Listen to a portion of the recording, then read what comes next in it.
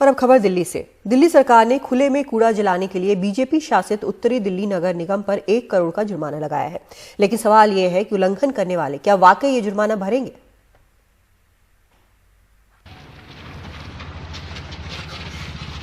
ये तस्वीरें दिल्ली के किराड़ी इलाके की हैं, जहां रोक के बावजूद भी धड़ल्ले से कूड़ा जलाया जा रहा है। ये इलाका बीजेपी शासित उत्तरी दिल्ली नगर निगम के अंतर्गत आता है।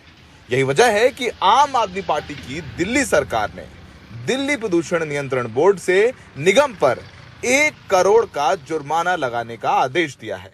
जिस प्रकार से कूड़ा जलाकर दिल्ली वालों की आबो हवा में जहर घोलने का काम कर रहा है, उसके खिलाफ तो मुझे लगता है 1 करोड़ का जुर्माना लगाकर कम एक्शन लिया है दिल्ली सरकार ने। वसूली, जिसे रिकवरी कहते हैं, वो तो कोई भी सरकारी संस्थान यदि किसी पर भी इस प्रकार का चार्ज लगाता है, फाइन करता है, वो रिकवर करता है। उसका अपना एक प्रोसेस ऑफ लॉ है। नहीं करेंगे तो उनका बैंक अकाउंट तक अटैच कर लेंगे।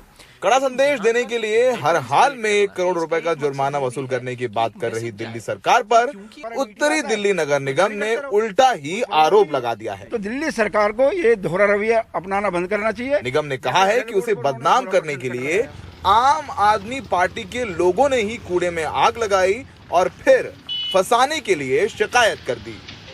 हमने एफआईआर रोज कराई है, क्योंकि जांच का विषय है। दिल्ली के अंदर दिल्ली को वायु प्रदूषण से बचाने का कोई तो दिल्ली सरकार का, आम आदमी पार्टी वालों ने आग लगाई और फिर आप लोगों पर आरोप लगा। मैं आरोप लगा रहा हूँ, बहुत बड़ी बात है। मैं आरोप लगा रहा हूँ क्योंकि दिल्ली सरकार का काम जो है नगर निगम का सहयोग करना, वो सहयोग नहीं कर रहे।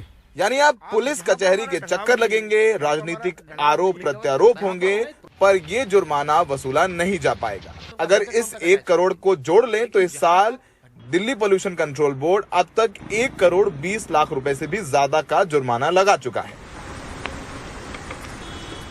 वहीं दूसरी तरफ पंजाब के कई इलाकों में जमकर पराली जलाई जा रही है। ये तस्वीरें मोहाली और अमृतसर की हैं।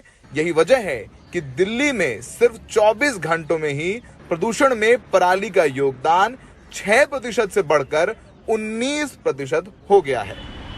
हर साल प्रदूषण पर नियंत्रण पर जो काम करती हैं एजेंसियां, वो हजारों करोड़ों का फाइन लगाती हैं, लेकिन उल्लंघन करने वाले इन एक्शंस के खिलाफ कोर्ट चले जाते हैं और पूरा मामला कोर्ट कचहरी के चक्कर में फंसकर रह जाता है। तो ये तमाम जो खबरें हैं, ये सिर्फ अखबार और टीवी चैनल तक सीमित रहती हैं। सवाल यही है कि वाकई में ये जो एजेंसियां हैं, चाहे वो नॉर्थ एमसीडी हो, चाहे वो इंडस्ट्रीज हो, चाहे वो दूसरी संस्थाएं हैं जो कि जिम्मेदार हैं उल्लंघन करने की, वो खुद भी आगे आकर के जुर्माना दे करके बाकी लोगों को कड़ा संदेश देना चाहती हैं। नई दिल्ली में सहयोगी करण पात्रा के साथ सौरभ शुक्ला, एनडीटीवी इंडिया।